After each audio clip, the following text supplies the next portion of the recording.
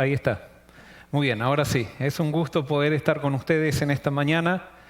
Ya estamos en el quinto sábado. Creo que estamos reunidos y congregados de otra manera. Estamos reunidos virtualmente, pero seguimos unidos en el Espíritu. Y seguimos también motivados buscando a Dios a través de su palabra. Y por eso quiero darle una bienvenida especialmente a la gente de Forest City que está en diferentes casas reunidas para poder estudiar la palabra de Dios, y también a todos aquellos que nos visitan o que son parte de la iglesia virtual, que están en diferentes países, en diferentes partes del mundo, y que también hacen un alto para unirse con nosotros, y les agradecemos muchísimo el hecho de que formen parte de nuestra iglesia a pesar de que todavía no nos conocemos. Vamos a, si les parece bien, a inclinar el rostro para tener una palabra de oración. Querido Señor, te pido hoy que nos bendigas y que al abrir tu palabra abras nuestro corazón. Señor, purifícame a mí primero a través de la sangre de Jesús y a través de tu Santo Espíritu, para que pueda hablar aquello que tú quieras que hable y que calle aquello que tú quieras que calle. Pero te pido que no sea yo el que predique, sino que sea tu Santo Espíritu que aplique el mensaje a la necesidad de cada corazón y de cada iglesia. Danos el valor de tomar decisiones de fe y de avanzar en el camino que tú nos muestras. Esto te lo pedimos y te lo agradecemos en el nombre de Jesús. Amén. Cuando estaba comenzando mi ministerio, vivía en una ciudad que estaba cerca de la playa, y en esa ciudad había muchas veces había vientos muy fuertes, y hubo especialmente una gran tormenta, y después de esa gran tormenta había un hombre que tenía una estancia, un hermano de iglesia que era de Buenos Aires. Esta estancia estaba en Miramar, que era la ciudad donde yo era pastor y yo vivía en Mar del Plata. Y este hombre me invitó a la estancia después de esta tormenta. Y entonces fui a la estancia y él comenzó a mostrarme el campo, muy lindo lugar. Pero en eso llegamos a un bosque, o a lo que había sido un bosque, que tenía árboles muy fuertes, pero que estaban prácticamente todos derribados. Y entonces él me comentó, yo ya no me acuerdo qué clase de árbol era el que estaba allí, me dice, mira, aquí tengo un bosque, tenía un bosque de esta clase de árboles, y prácticamente la tormenta los tiró a todos, quedaron muy poquitos parados, y era verdad, se veían muy pocos parados. Pero al lado de ese bosque, que estaba derribado, había una plantación de pinos. Y era interesante porque cuando vi los pinos, me llamó la atención y le digo, pero la tormenta casi no derribó ningún pino. Y entonces él me dijo, oh, sí, es verdad, lo que pasa es que la madera del pino es flexible, mientras que la madera de estos árboles es una madera rígida. Eso me llamó mucho la atención, porque me di cuenta que eso tenía una aplicación para la vida.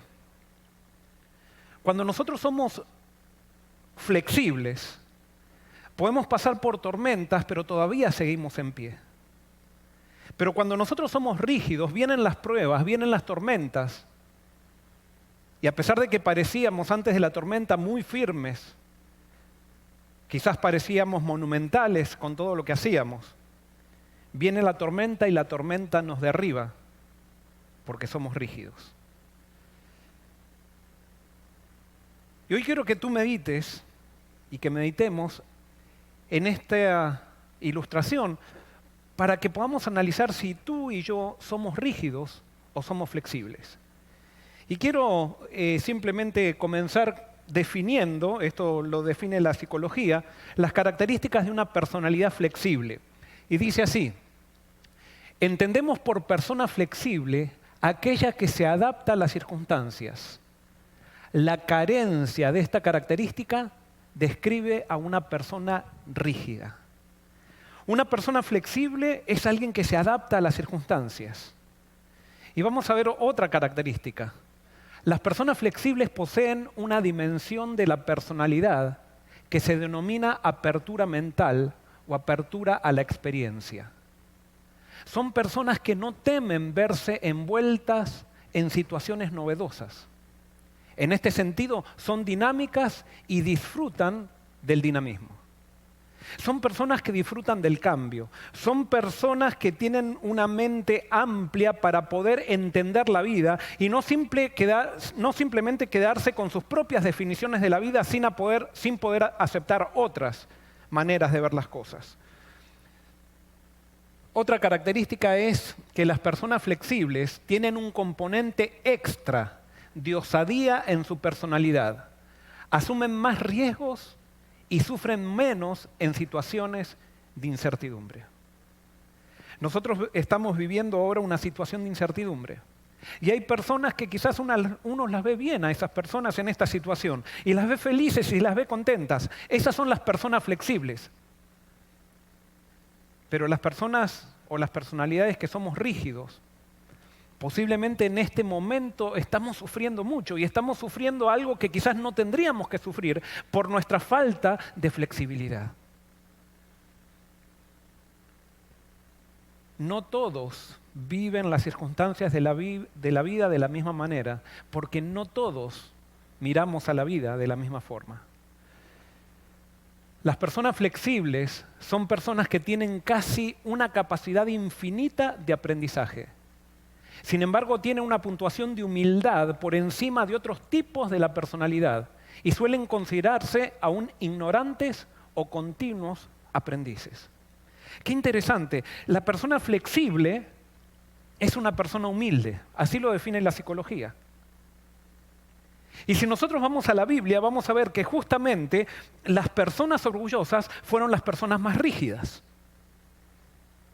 Las personalidades orgullosas, de acuerdo a la Biblia, fueron las personas que no pudieron tener éxito en su caminar espiritual.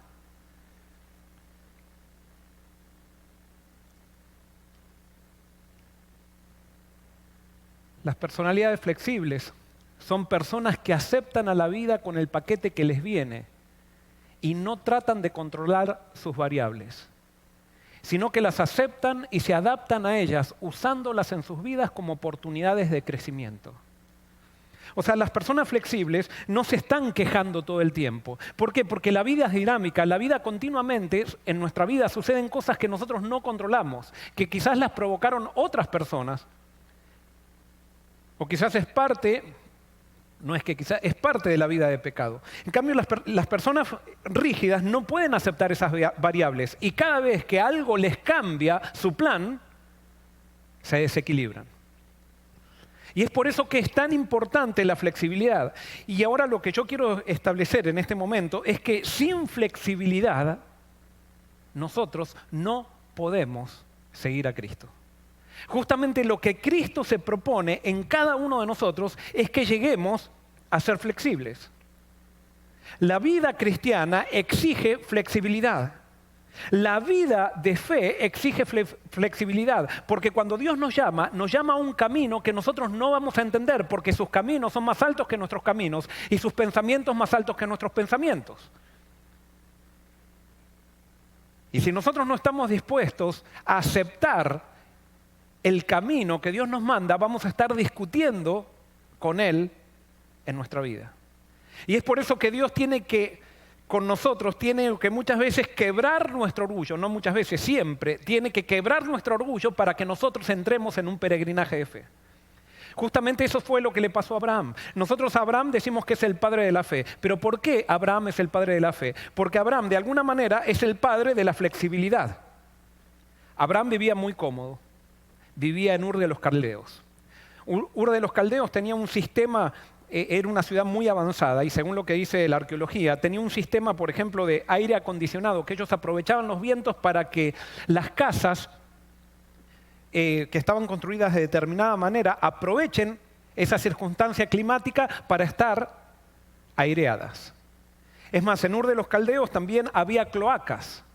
Cuando nosotros sabemos que hasta el siglo XIX todavía en grandes ciudades de grandes países todavía no había cloacas.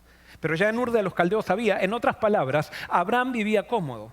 Pero cuando Dios interviene en la vida de Abraham, cuando Dios llama a Abraham, lo saca de la comodidad, lo saca de la rigidez, lo saca del orgullo para llevarlo a una vida de fe. Y Abraham tenía que decir entre quebrar su orgullo y seguir a Dios o permanecer en la comodidad que estaba y vivir una vida basada en las propias seguridades que nosotros construimos con aquello que nosotros hacemos o logramos. Abraham, gracias a Dios, decidió salir por fe. Y nosotros sabemos cómo fue la vida de Abraham. Cambios de circunstancias continuamente, pero eso es lo que Dios está continuamente buscando en aquel que lo sigue. Porque nuestra seguridad cuando estamos con Dios no depende de las circunstancias, sino depende con quién vamos en medio de las circunstancias. Y cuando estamos con Dios, como dice el salmista, aunque ande en valle de sombra de muerte, no temeré mal alguno porque tú estarás conmigo. Es la persona de Dios y nuestra fe, aferrada a la persona de Dios, la que trae paz, la que trae alegría en medio de circunstancias adversas. Es la que nos da la flexibilidad para adaptarnos, no para quedarnos rígidos esperando que las circunstancias cambien, sino nosotros adaptándonos a las circunstancias.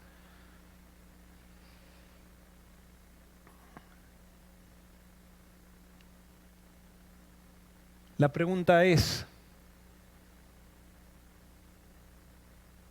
Dios flexible? ¿Sí o no?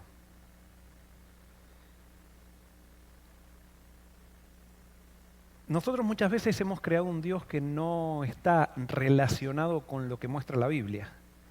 Es más, si yo les pregunto a ustedes, ¿es Dios flexible? Generalmente en el acto viene a nosotros, no, Dios es rígido. Y enseguida vienen imágenes de condenación, y en la condenación de Dios vemos la rigidez de Dios. Es que la Biblia dice que Dios no vino a condenar, pero no sé por qué nosotros es como que somos cabezas duras que queremos creer que Dios condena. Imagínense si Dios no es flexible, que Él permitió el pecado. Si Dios fuera rígido, nunca hubiera dado libertad. Pero Dios es flexible y Él permite el pecado. No lo provoca, lo permite, gracias a la libertad que dio a los seres que creó. Imagínense si Dios no es flexible, que cuando Adán y Eva pecan, Él los echa del jardín. Sí, es verdad, los echa del jardín porque ellos habían elegido vivir en otros parámetros, pero sin embargo les da una oportunidad, les da un tiempo de gracia, flexibilizando la justicia por causa del amor. Dios es flexible, es totalmente flexible. Me gusta pensar cuando Israel iba en el desierto y Dios le dice a Moisés, golpea la roca para que salga agua, y Moisés golpea la roca, sale agua y la gente, los israelitas, toman agua. Pero pasan después 40 años y ahora nuevamente los israelitas tienen sed. Y Dios le dice a Moisés, mira Moisés, ahora háblale a la roca y de la roca va a salir agua. Y entonces los israelitas van a tomar agua. Pero sin embargo nosotros sabemos la historia que cuando Moisés va, que tenía que hablarle a la roca, él desafía la orden de Dios y en vez de hablarle a la roca, le golpea a la roca. Si yo hubiera sido Dios, le hubiera dicho a Moisés, Moisés, fallaste. Golpeaste a la roca cuando yo te dije que le hables, por lo tanto no voy a sacar agua de la roca. ¿Hizo eso Dios? No, a pesar que Moisés hizo algo que Dios no quería, Dios hizo salir igual agua de la roca. ¿Y por qué hizo salir agua de la roca? Porque Dios es flexible, porque Dios no estaba tan interesado en que Moisés le ayude, o mejor dicho, en que Moisés le obedezca, sino que estaba interesado en saciar la sed de la gente que tenía sed. Y puso a sus órdenes por bajo la necesidad de la gente. Dios es flexible. Eso no quiere decir, ustedes saben después la disciplina de Moisés, no vamos a analizar eso. Yo lo único que quiero demostrar es que Dios es flexible. Es más, es tan flexible que cuando decidió salvar, se hizo hombre y se hizo uno con nosotros en Jesús. Y se adaptó a nosotros en vez de pedir que nosotros nos adaptemos a Él. Y así nos salvó.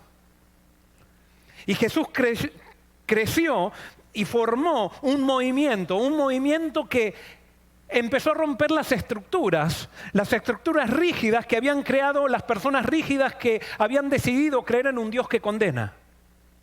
Porque justamente nuestras visiones de Dios tienen un impacto en las estructuras que formamos. Y si nosotros creemos que Dios es rígido, vamos a crear estructuras rígidas. Si nosotros creemos que Dios es flexible, vamos a crear estructuras flexibles. Y Jesús inició un movimiento dentro de la estructura rígida de su pueblo, porque era el pueblo de Dios que se había, no sé cómo decir, se había hecho rígido. Y Jesús creó un movimiento basado en la fe para renovar la rigidez de las estructuras que había creado su propio pueblo orgulloso. Sin embargo, las estructuras rígidas se resistieron al movimiento que surgía dentro de esa, ¿cómo podríamos decir?, de esa institución que era el pueblo de Dios. Y la institución se resistió al movimiento que creó Jesús. Y le hizo frente al movimiento. Pero siempre un movimiento vivo es mucho más poderoso que una institución rígida. Y el movimiento triunfó. Y al triunfar el movimiento surgió la iglesia, o la iglesia tomó la forma más poderosa que alguna vez nosotros podríamos haber visto, que es la iglesia apostólica. Y nosotros sabemos bien lo que hizo el movimiento de la iglesia apostólica, ese movimiento que estaba basado en Jesús. La Biblia dice claramente que cuando nosotros no tenemos fe, surge el orgullo. Y por eso si Abraham se hubiera resistido a salir del llamado que Dios le hacía, él no hubiera sido el padre de la fe, hubiera sido el padre del orgullo. En Habacuc 2:4 dice así: aquel cuya alma no es recta se enorgullece, mas el justo por la fe vivirá. En otras palabras, Habacuc está diciendo que aquel que es orgulloso no tiene fe. Pero cuando uno deja de lado el orgullo, o cuando uno deja quebrar el orgullo y lo deja quebrar por medio de la fe, entonces surge la fe y el justo comienza a vivir por fe. Y de allí toma Pablo, este versículo lo toma para en Romanos hacer su tratado de la fe, quizás el más sublime que tiene la Biblia, cuando él comienza ese tratado tomando este versículo de Habacuc, diciendo el justo vivirá por la fe. Pero si el justo vive por la fe, Pablo dice no hay lugar para el orgullo. Porque la fe y el orgullo son incompatibles. La fe destruye el orgullo y el orgullo destruye la fe. ¿Qué significa vivir por fe? Vivir por fe significa entregarme a Dios y aceptar el paquete con el cual Dios me manda la vida. Y por eso en Habacuc, capítulo 3, para mí está en una de las definiciones más grandes que tiene la Biblia de fe. Una definición muy práctica. Es una descripción de verdadera fe. Habacuc capítulo 3, versículo 17, dice así: aunque la higuera no florezca, ni en las vides haya frutos, aunque falte el producto del olivo, y los labrados no den mantenimiento, aunque las ovejas sean quitadas de la majada, y no haya vacas en los corrales, con todo yo me alegraré en Jehová. Me gozaré en el Dios de mi salvación. Jehová el Señor es mi fortaleza. Él me da pies como de ciervas y me hace caminar por las alturas. En este momento nosotros estamos amenazados por circunstancias difíciles. El mundo ha sido amenazado por circunstancias difíciles. Pero aquel que vive la flexibilidad de la fe, aquel que tiene la fe que solamente Dios puede dar, dice aunque me falte todo, aunque perdamos el trabajo, aunque pierda la salud, aunque ya no sepa con qué pagar la renta, aunque no sepa cómo voy a hacer el mes que viene, con todo yo me alegraré en Jehová. Porque Dios hará mis pies como de cierva y me hará subir en las alturas. Porque nuestra vida con Dios no depende de las circunstancias, sino depende de tener fe en Él. Y cuando yo pongo mi fe en Él, Él va conmigo por donde quiera que vaya. Y todas las cosas actúan para bien para aquel que es llamado por Dios. Y por eso no debemos temer en estas circunstancias. Y por eso tenemos que ser gente de fe. Y yo le agradezco a la iglesia de Forest City porque ha entendido este concepto. Y estamos viviendo un reavivamiento dentro de la iglesia, por lo menos desde que estoy yo, que no he visto. Claro, hace poquito que estoy. Pero yo no lo experimenté en otro lado tampoco, porque nunca había vivido esta circunstancia. Y Dios nos está mostrando que Él es poderoso. Nos está mostrando que las circunstancias no pueden tirar a una iglesia que avanza por fe. Pero también es necesario que aprovechemos esta cuarentena para tomar decisiones y para determinar qué tipo de vida o qué tipo de iglesia nosotros vamos a tener cuando termine esta cuarentena. ¿Vamos a seguir centrados en Dios? ¿O una vez que cambien las circunstancias y comencemos a tener seguridad externa, nos vamos a separar de Dios para dejar de orar, para dejar de buscarlo, para dejar de buscar de llenar de aceite nuestras lámparas, para empezar nuevamente a depender de las cosas externas y que nuestro orgullo surja nuevamente? Vamos a estar dispuestos a dejar esta flexibilidad que Dios nos está dando por una rigidez que trae el orgullo. Es necesario que analicemos esto. Y yo creo, hermanos, y por eso para mí este tema es muy difícil porque creo que es muy importante.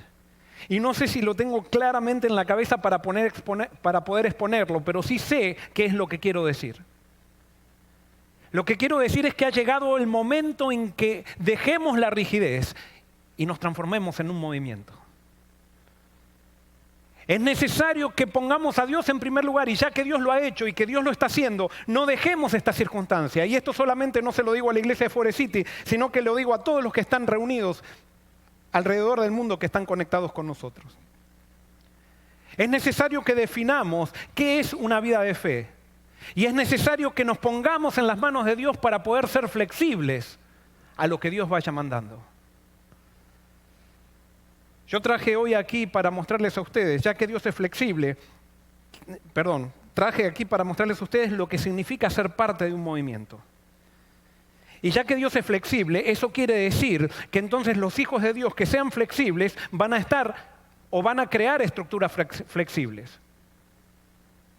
Si es que la flexibilidad forma parte del carácter de Dios. Ahora, si Dios es rígido, entonces tenemos que estar en estructuras rígidas. Pero sin embargo, nosotros sabemos por la Biblia que Dios no es rígido. Y por lo tanto, si estamos en estructuras rígidas, quiere decir entonces que no estamos viviendo por fe. Y estamos simplemente viviendo en base a nuestro orgullo, en base a lo que nosotros hacemos y en base a lo que nosotros logramos.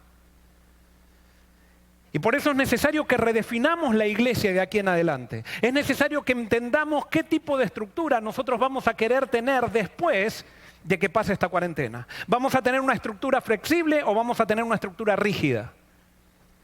Y quiero mostrarles cuáles son las características de una estructura rígida y una estructura flexible.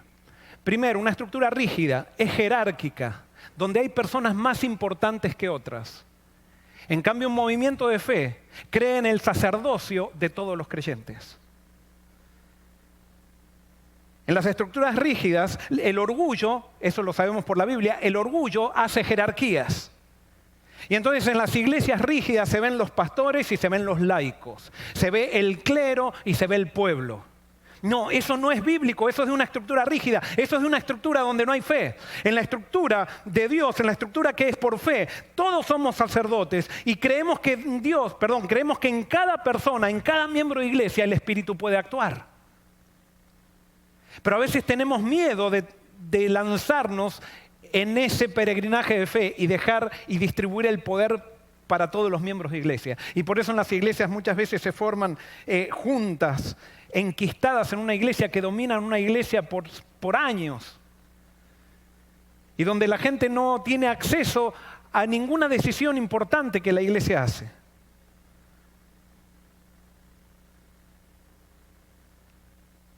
En una estructura rígida, los dirigentes son jerárquicos y demandantes. Los líderes en un movimiento de fe son serviciales y espirituales.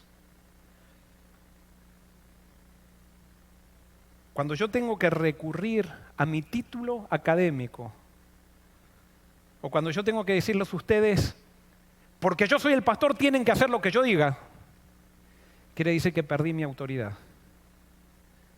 La autoridad natural que da el Espíritu la estoy reemplazando por una autoridad externa que da un cargo. Y cuando yo tengo que recurrir a mis cargos para que la gente me haga caso, quiere decir que perdí el poder. Y es por eso que tenemos que entrar en una estructura con las mismas características de Jesús, con las mismas características de Dios. Y por eso cuando Dios formó o hizo levantar el movimiento apostólico, llamó a 11 pescadores. No eran todos pescadores, pero justamente el que no lo era publicano. Y no eran todos publicanos, sino que justamente el que no era ni pescador ni publicano era un terrorista, Simón el Celote. Y justamente el que más preparado estaba, el que tenía más poder externo, llegó a ser el que lo traicionó a Jesús. Y con esto no estamos diciendo entonces que alguien preparado no puede ser seguidor de Jesús. Lo que estamos diciendo es que solamente pueden entrar en el movimiento de Dios aquellos que viven por fe. Y aquellos que viven por fe, en su vida no hay lugar para el orgullo. Y lastimosamente muchas veces las bendiciones que nosotros recibimos externas que nos da la vida, que Dios la da para que sirvamos, nos hacen subir a nosotros en una plataforma para ser personas que tratan de dominar a otras personas. ¿Cuántas veces se ve en los grupos religiosos donde hay una persona importante que es como un feudal, donde le da favores a todos los amigos de ellos? Y todos los amigos de ellos, de esas personas, gozan de privilegios que el pueblo en general no goza. Y nos encanta eso a los seres humanos. Y esas son personas que predican, son personas incluso que hacen cosas que pueden definir muy bien la teología, pero eso no es de Dios. Eso es parte de una estructura rígida. Eso es parte, lo que diríamos, es parte de Babilonia.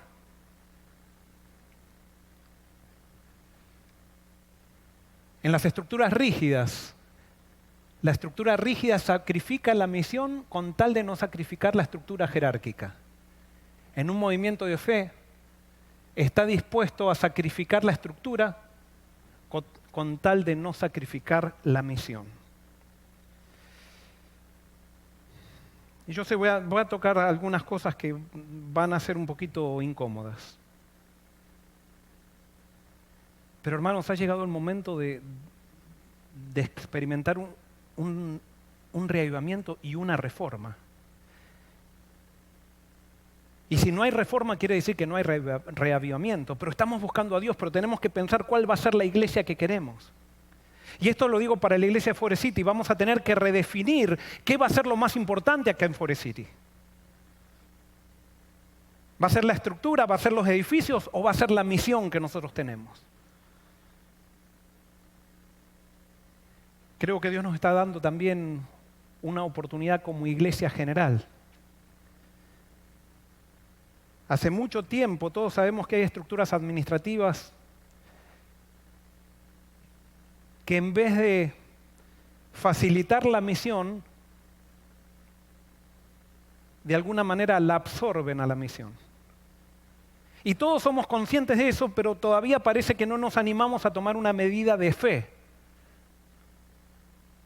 para creer que Dios es poderoso de sostener a su iglesia a pesar de tomar decisiones difíciles.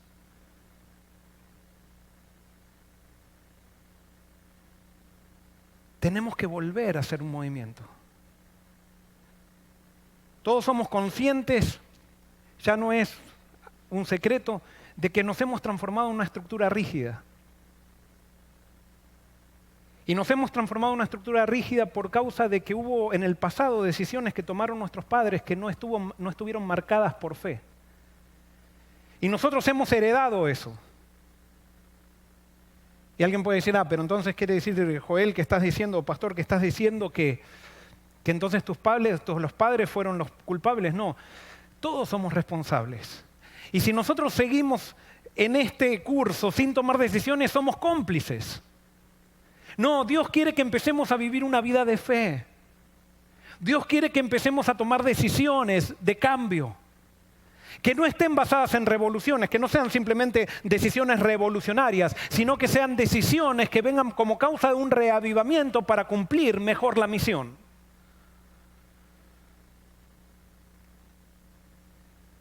Una estructura rígida tiene una gran administración y una pequeña misión.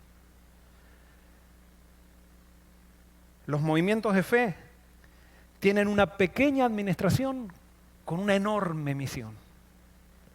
Cuando nació el movimiento adventista tenía una administración pequeñita, con una enorme misión, era predicar el evangelio a todo el mundo. Y resulta que han pasado los años y Dios nos ha bendecido, pero entonces cada vez hemos puesto más énfasis en ampliar la administración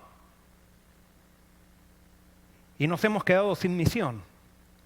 Alguien puede decir, pero pastor, se están bautizando más gente que nunca, tenemos ya 23 millones de personas a lo largo de todo el mundo. Es que eso no es misión. Eso no es misión. Los bautismos no son misión. Pueden ser simplemente esfuerzos proselitistas, pero no son misión. Sería misión si esos bautismos fueran el resultado muchas veces de una estructura flexible. Pero muchas veces nuestros bautismos son el resultado de una estructura rígida. Y que muchas veces, porque acá en Estados Unidos no podemos lograr bautismos, nos tenemos que hacer viajes misioneros a África para después ir a África a bautizar 1000 y después venir diciendo hemos bautizado a 1000. ¿Por qué no los podemos bautizar acá? ¿Y por qué no los podemos bautizar acá? Porque no estamos levantando a Cristo. Hemos pervertido el evangelio, estamos predicando un evangelio que no es el correcto. Y alguien puede decir, ¿pero qué quiere decir entonces que allí en aquellos países, ¿por qué funciona allá? Simplemente funciona porque les ponemos presión a la gente que vamos a hacer los viajes allá para que nos consigan ese número. Y no estoy diciendo un secreto, no estoy diciendo algo que... Yo estuve en una comisión cuando estaba empezando mi ministerio y entonces estaban eligiendo a qué país iban a hacer un viaje misionero. Y mi jefe llamó por teléfono y le preguntó adelante mío, le preguntó, ¿dónde voy a poder conseguir más bautismos? ¿En tal país o en tal país? Entonces le dijeron, no, vas a poder conseguir más bautismos en tal país. Muy bien, vamos allá. Entonces fueron allá y después volvieron como los emperadores romanos cabalgando con los esclavos, como presentando un informe de bautismos, bautizamos 1000 en otro país. No, la cuestión es bautizar 1000 aquí. Y si no los bautizamos es porque estamos predicando otra cosa. No, es que acá es más difícil porque el mundo es más secular. Jesús no tiene impedimentos. Acá es más difícil porque la iglesia es más secular, no porque el mundo es más secular. Acá es más difícil porque hemos perdido la fe. Pero Cristo es el mismo en todos lados. Y la necesidad de salvación es tanto en un país secular como en un país que no es secular.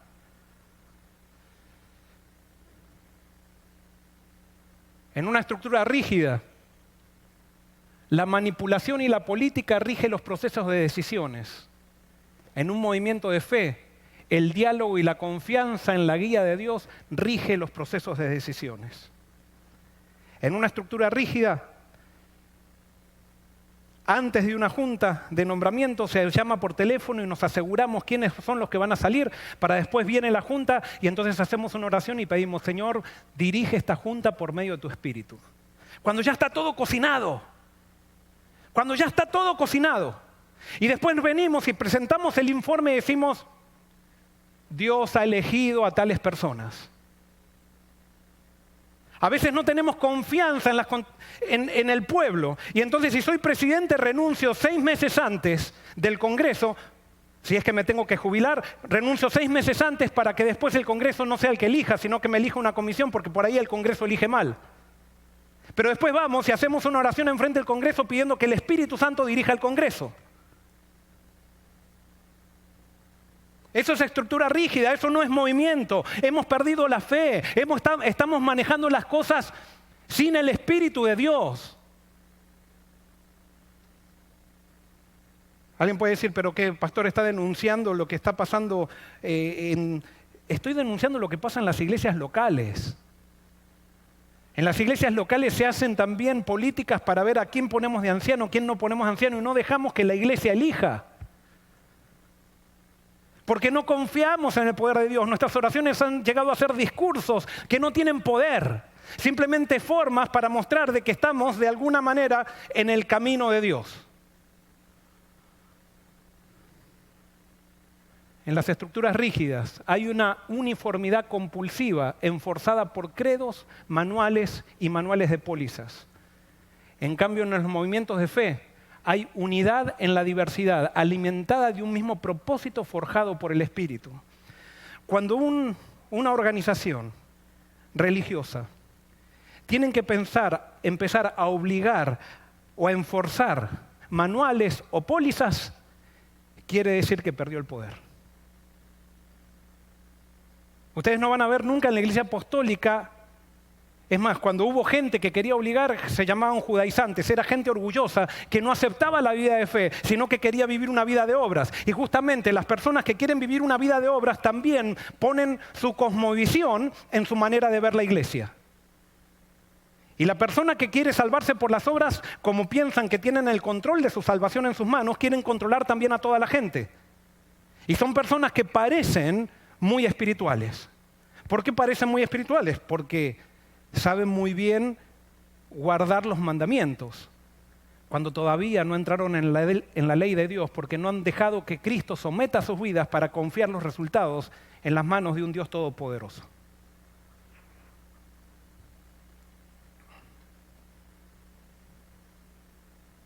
Esto lo dice el deseado de todas las gentes.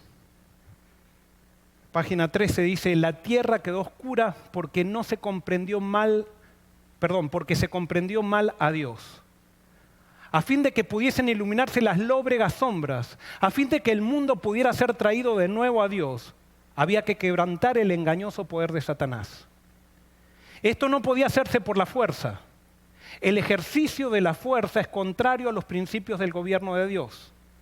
Él desea tan solo el servicio de amor. Y el amor no puede ser exigido, no puede ser obtenido por la fuerza o la autoridad. El amor se despierta únicamente por el amor. El conocer a Dios es amarle. Su carácter debe ser manifestado en contraste con el carácter de Satanás. Dios no usa nunca el poder de la fuerza. Pero cuando las iglesias locales tenemos que empezar a obligar a la gente a cómo vestir, a cómo adorar, a cómo leer, a cómo entrar, a cómo hacer, a cómo no hacer, perdimos el poder. Cristo no está. Y porque Cristo no está, porque el Espíritu no está, estamos todos desunidos.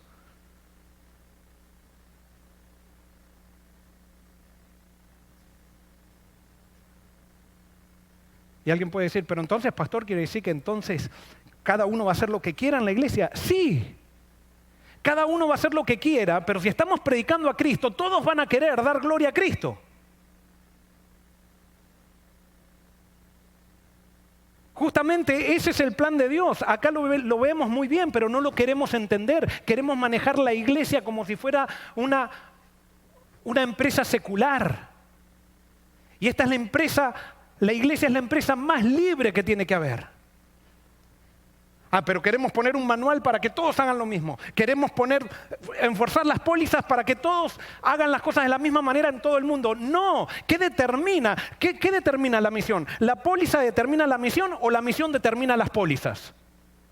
Pero en una estructura rígida, las pólizas son más importantes que la misión. Cuando las pólizas tendrían que estar al servicio de la misión y no la misión al servicio de las pólizas. ¿Pero qué entendimos que es unidad? Es que cuando falta el Espíritu, usamos cualquier cosa que sustituya al Espíritu, porque necesitamos algo para tener esa unidad.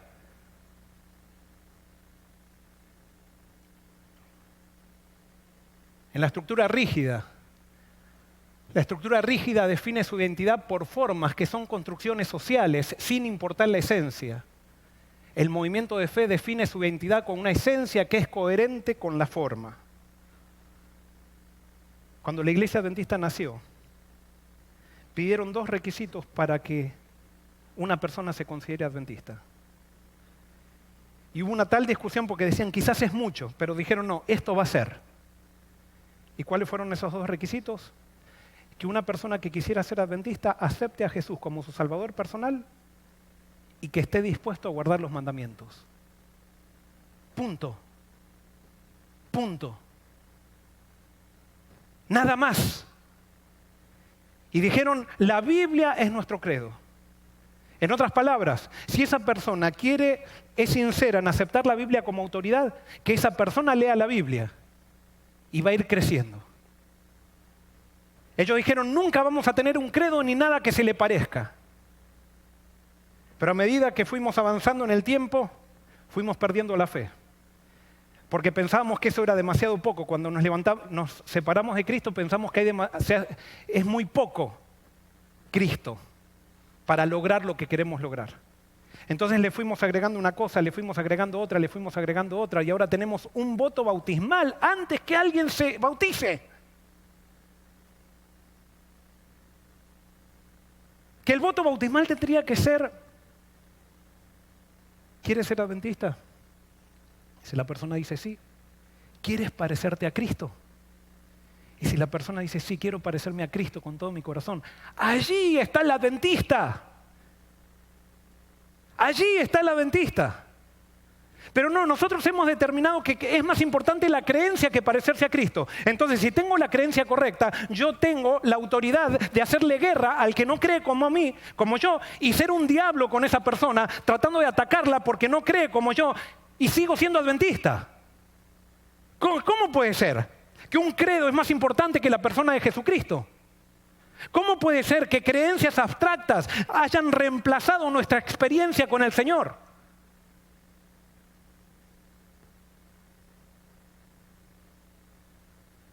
Nos hemos transformado en una estructura rígida porque hemos perdido a Cristo en el camino y nuestro corazón está lleno de orgullo.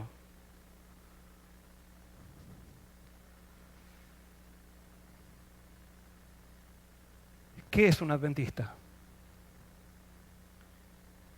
¿Esa persona que vino a la iglesia es adventista? Creo que no, porque usa joyas.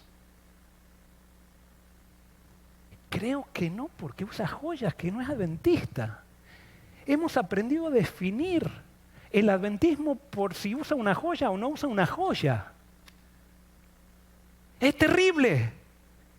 Es la calamidad. Es como decir, esta persona es bondadosa porque se vistió de verde. No, es que las joyas es un símbolo de la modestia. ¿De dónde sacamos que usar joyas, no usar joyas es símbolo de modestia? ¿De dónde sacamos eso? En la Biblia no está. Ni Jesús lo dijo en ningún lado. Pero resulta que yo puedo dejar de usar joyas y sentirme orgulloso por no usar joyas. Y condenar al que usa joyas porque yo no las uso. Y decimos que no usar joyas es símbolo de modestia cuando no puedo tener modestia cuando condeno al que no usa joyas. No sé si me explico. Y perdonen que me ponga un poquito apasionado con esto. Pero ¿por cuántos años hemos vivido este tipo de religión que lo único que hace es poner muros y que es incoherente con el Espíritu de Cristo? Me encantaría que lleguemos como movimiento algún día y que digan, esa persona es adventista porque refleja a Jesús. Eso sería realmente una definición de adventismo. Eso sería adventismo verdadero, pero como nos hemos separado de Cristo, nos empezamos a identificar por formas y no por la esencia. Y hemos llegado a este tipo de cosas que a nosotros nos suenan muy normales, pero que a alguien que viene de afuera y que tiene una mente más o menos lógica, le parece una ridiculez. Y es ridículo realmente. Y alguien puede decir, pero pastor, está diciendo que hay que usar joyas. Yo no estoy diciendo que hay que usar joyas, ni que hay que usarlas. Yo lo que sí sé que la Biblia dice es que nosotros tenemos que ser sencillos. Y si tú quieres usar joyas, sé sencillo con joyas. Y si no quieres usar joyas, sé sencillo sin joyas. Pero la cuestión es ser sencillo. ¿De qué te sirve no usar joyas y no ser sencillo? ¿De qué te sirve? Porque está el otro extremo, que ahora mañana, el sábado, bueno, no va a haber sábado que viene, pero dentro de cuando termine la cuarentena va a venir colgado como un kiosco de joyas. Como diciendo, al fin me dieron permiso. ¿Quién te tiene que dar permiso? ¿Quiénes somos la iglesia para decir cómo se tiene que vestir una persona o no? Si Dios nos ha dado una mente a todos para poder decidir qué es lo que da gloria a Él y vivir para la gloria de Dios.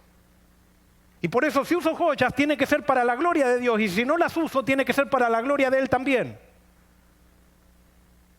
Pero ¿desde cuándo pensamos nosotros que tenemos que meternos en la vida de cada creyente para determinar cómo tiene que hacer las cosas?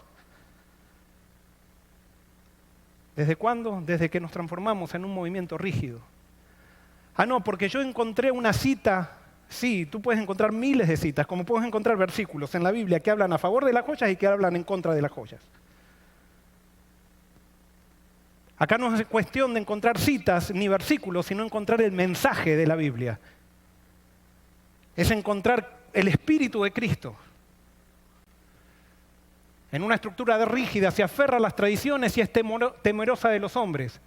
En un movimiento de fe es temeroso de Dios y fiel a los principios de su palabra. Cuando yo estaba terminando mis años de teología, me pidieron predicar un sermón en la iglesia. Y prediqué un sermón basado en Josué capítulo 1, versículos 1 al 9, donde Dios le decía a Josué, Josué, tú tienes que meditar en mi ley de día y de noche para que todo te salga bien. Y fue un sermón de 20 minutos que prediqué en la universidad. Y entonces hice una aplicación del sermón. Y dije, Dios le pedía a Josué que él meditara en la ley de Dios, que era la Biblia en esa época, meditara de día y de noche. Pero Josué podría haber dicho, no, Señor, yo soy el general, yo no tengo tiempo de meditar en tu ley. Que lo haga el soldado, pero yo tengo que estar planificando la batalla. Y dije, si Josué hubiera dicho eso, no hubiera habido conquista de Canaán. Y dije una frase que a algunas personas no le pareció muy feliz. Y dije, muchas veces nosotros seguimos a la obra de Dios, pero no al Dios de la obra. Terminó el sermón, llegó la época de graduación y me llamaron del decanato de teología para decirme que no me iban a dejar graduar por el sermón que había predicado. Y por la frase que había dicho, porque esa frase había ofendido a un pastor jubilado muy importante de esa zona, y que ese pastor se había quejado y había pedido que a mí no me dejen graduar, y por lo tanto ellos no me iban a dejar graduar.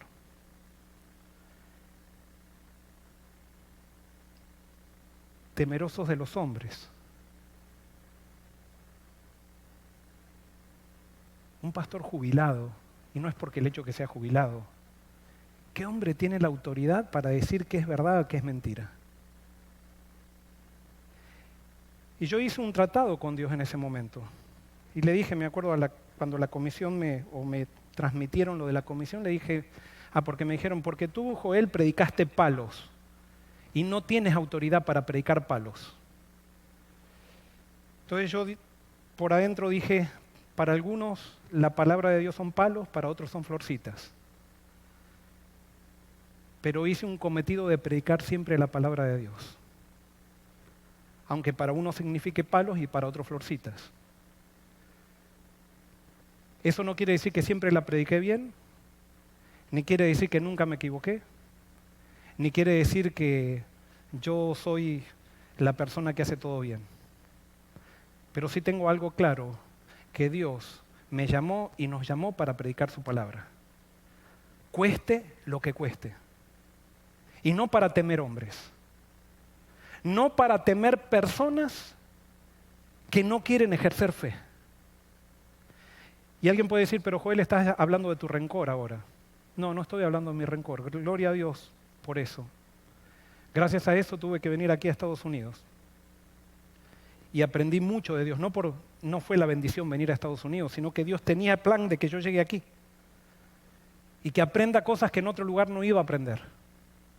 Porque Dios utiliza todo. Y yo creo que esas personas, si ahora las veo, las abrazo y les digo gracias. Ojalá que ellos se hayan arrepentido de esa equivocación, como yo me puedo haber equivocado con otras personas también en mi rigidez. Pero Dios utiliza todo para bien. Y por eso quiero decirte que no es necesario dejar una iglesia ni nada cuando te hacen una injusticia, porque Dios utiliza todo para bien. Es más, Dios está formando un movimiento que va a ser temeroso de Dios. Y entonces necesita probarnos para que seamos parte de ese movimiento. Un movimiento que se mueva por fe. En las estructuras rígidas el éxito es evaluado cuantitativamente y se llega a él por medio de una competencia productiva. En el movimiento de fe el éxito es evaluado por fidelidad y se llega por medio de la colaboración. No, en las estructuras competitivas se pone a ver cuál es la conferencia que va a bautizar más. A ver, y entonces al pastor que bautiza más se le da un viaje a Europa para que vaya. Y alguien puede decir, pero ¿cómo sabes? Es que yo fui parte de eso. No, no puede ser eso, no puede ser. No es de Dios. No es de Dios. Yo no puedo conseguir un objetivo espiritual compitiendo con el pastor hermano, con mi pastor compañero. No, no puedo. Y entonces tenemos muchas veces que hay pastores que se agarran y se llaman por teléfono porque le bautizaron al otro. Y yo me acuerdo, en mi iglesia pasaba eso.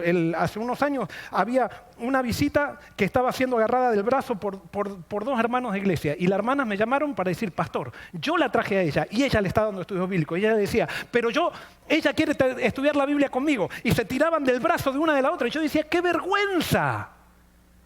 Como si ganar gente sería una competencia. Y entonces le damos el premio a los gedeones, le damos el premio a este. No, no puede ser. Los bautismos no son importantes. Ojalá que entendamos de una vez por todas que a Dios no le interesan los bautismos. Lo que le interesa a Dios es los que se bautizan. A Dios no le interesan los diezmos, le interesan los que diezman.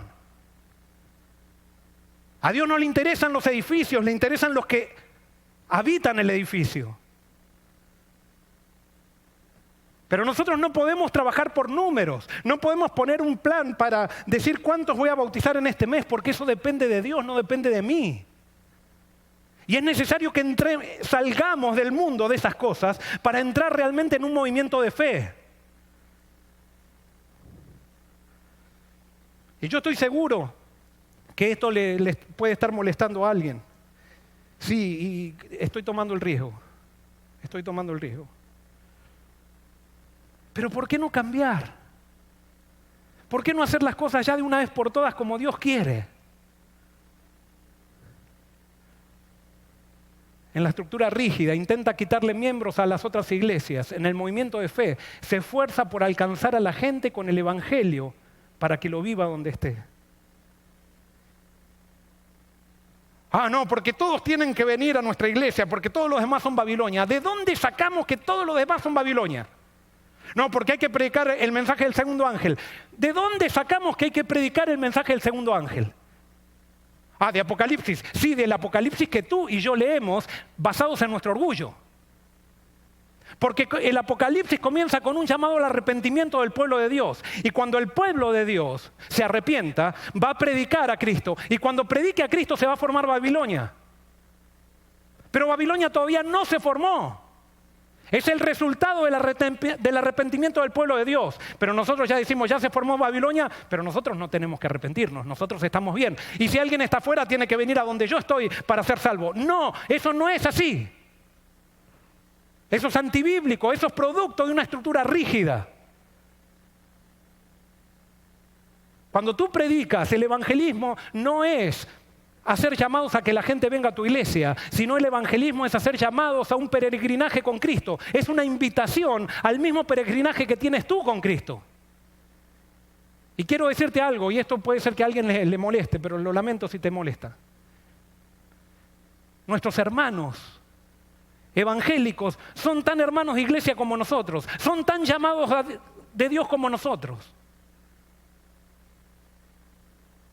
Y sí, yo estoy convencido del sábado y yo le voy a predicar el sábado a ellos, pero no, ellos no tienen que venir a mi iglesia para guardar el sábado, que lo guarden en su iglesia. ¿Por qué tienen que venir a mi iglesia? Si el pueblo de Dios no es una institución, el pueblo de Dios somos nosotros, todos aquellos que querramos vivir de acuerdo a su palabra. ¿Y si no guardan el sábado? Y si no guardan el sábado, déjalo a Cristo que los convenza si es que lo tienen que hacer.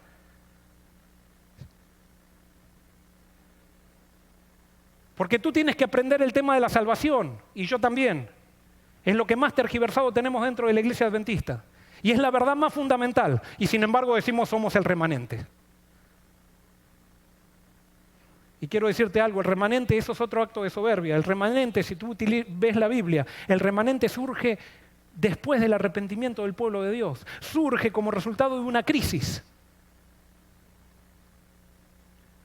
Pero es un acto de soberbia decir que nosotros somos el remanente. No, el remanente va a estar formado por todos los cristianos que quieran aceptar a Jesús y vivir de acuerdo a sus mandamientos. Ah, no, pero la Biblia dice, tienen que tener los mandamientos de Jesús y el espíritu de profecía. Ajá. ¿Qué es el espíritu de profecía? ¿Qué es? Resulta que nosotros nos jactamos de haber tenido el espíritu de profecía hace 170 años y después ni un miembro de iglesia lo tuvo. Cuando tenemos otras denominaciones que ellos... Hay un montón de gente que tiene el espíritu de profecía. Ah, no, pero ellos lo que pasa es que no guardan los mandamientos, entonces no tienen... Son todos razonamientos, no. Son razonamientos basados en tu soberbia. Todos tenemos que aprender y todos tenemos que aceptar a Jesús. Es Jesús el centro, no es la doctrina, no es un credo, es Jesús y la Biblia. Y en Jesús y la Biblia, todo aquel que quiera estar de acuerdo, dice Juan capítulo 16, que el Espíritu nos llevará a toda verdad. Y será el Espíritu, no serás tú, ni seré yo.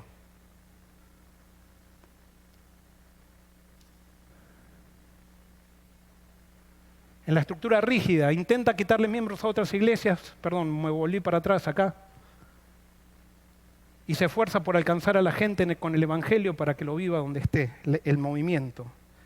Cuando Jonás fue a predicarle a los ninivitas, no les dijo que tenían que dar el diezmo en Jerusalén para ser pueblo de Dios, ni que tenían que viajar a Jerusalén desde allí y trasladarse a Jerusalén para ser pueblo de Dios. Una vez que los ninivitas se arrepintieron, llegaron a ser tan pueblo de Dios como los israelitas.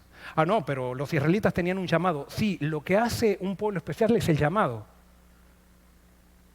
¿Pero por qué tú eres adventista? Ah, porque creemos la doctrina correcta. Mentira. Nadie tiene la doctrina correcta. Me gustaría dar un seminario de eso para que ustedes vean también los escritos inspirados, para que veamos que nadie, o sea, eso tenemos, yo creo en la profeta Elena de White, y ella dice que no hay iglesia que tenga la doctrina perfecta, incluyéndose el adventista. Si somos adventistas es por un llamado, por un propósito. Ah, no, pero yo me voy porque ahora en esta iglesia creen otra cosa y entonces se ha transformado en Babilonia. No, la cuestión es cuando pierdes el llamado dejas de ser pueblo de Dios. Es más, en la búsqueda de la verdad va a venir en desarrollo y va a ser dinámica. Sí, hay cosas que tenemos claras, pero hay cosas que no están tan claras. Pero en las instituciones rígidas hemos metido la verdad y la hemos enlatado y se la damos a la gente para que la aprenda ya enlatada, comida por un grupo de gente, de teólogos, y entonces tenemos que aceptar esa verdad en una lata cuando el adventismo dice que el credo es la Biblia.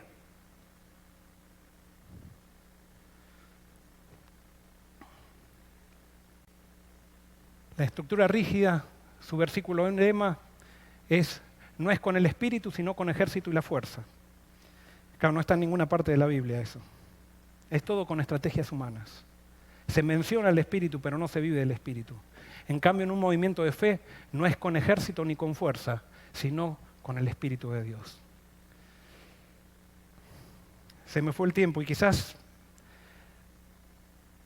yo sé que no pude agotar todo lo que se puede hablar de todo esto, pero yo sé que el sincero puede entender hacia dónde vamos. Yo lo único que te puedo decir es que en el año 2010 al año 2020 hubo dos lemas en la iglesia adventista. Del año 2010 al 2015 se habló de reavivamiento y reforma. Y del año 2015 al 2020, que tenía que terminar ahora en 2 meses este quinquenio, el lema era todo miembro involucrado. Resulta que pasaron 10 años y no hubo ni reavivamiento ni reforma, y justamente nos estamos peleando por los miembros, quién se involucra y quién no se involucra. Nos hemos transformado en una estructura rígida, porque hemos perdido la fe en que Dios puede llevar su iglesia hacia el destino que Él se propuso. Está terminando esta cuarentena y posiblemente Dios provocó esta cuarentena para darnos un año más, para que trabajemos en esto. Y no es simplemente arrodillarnos a pedir reavivamiento. No, una vez que viene el reavivamiento, y yo creo que ha venido, es necesario que empecemos a tomar decisiones de reforma. Porque el vino nuevo no puede entrar en odres viejos. Ni el odre viejo se rompe con vino nuevo. Entonces, si hay un reavivamiento y nosotros seguimos rígidos después de esta cuarentena, entonces se va a romper el odre. Porque el odre es viejo. El mundo está cambiando, por lo tanto la iglesia tiene que cambiar. Después de esta cuarentena todo el mundo dice que ya no va a ser nada igual. Por lo tanto, si somos un movimiento de fe, tenemos que adaptarnos a las nuevas realidades sin perder la esencia. Pero es necesario que empecemos a tirar los muros que nos han hecho rígidos y abramos la iglesia a toda persona necesitada. Nos unamos con todos aquellos sinceros cristianos que quieren preparar camino para la venida de Cristo. Es necesario que entremos en el peregrinaje de la fe que nos hace flexibles y que hace que nuestro orgullo sea completamente eliminado.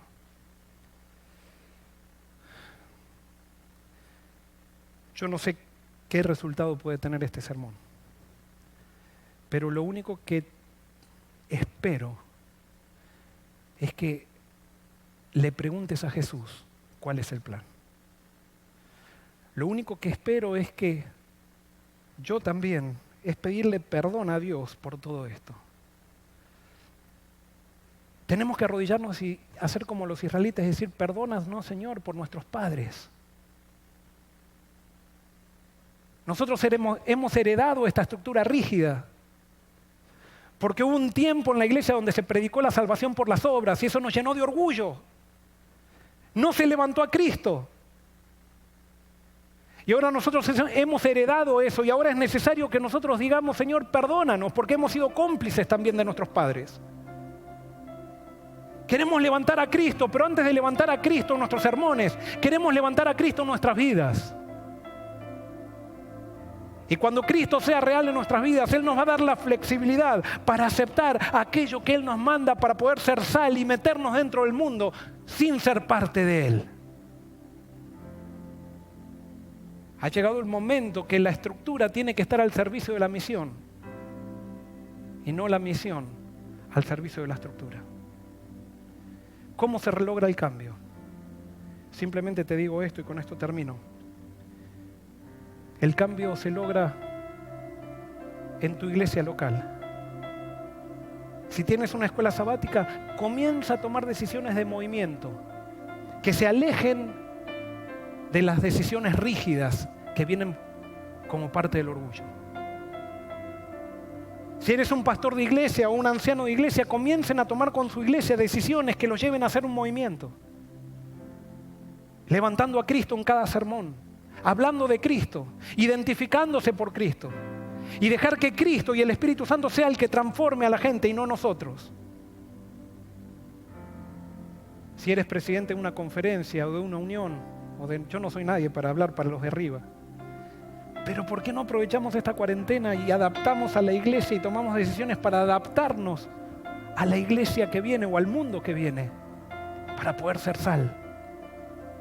Sí, eso es difícil, tenemos que cambiar muchas cosas, es que nosotros no lo vamos a cambiar, va a ser Dios. Nosotros simplemente tenemos que estar dispuestos a entrar en su agenda.